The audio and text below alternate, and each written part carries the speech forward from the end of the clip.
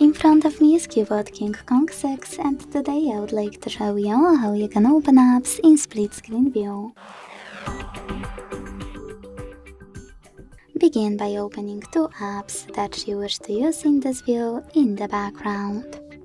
Then access background apps and click on the icon of an app that you wish to use on the top half of your screen. Select split screen, tap on the second one and use them at the same time. To go back from this mode, drag one of your apps all the way up or all the way down and tap on home button.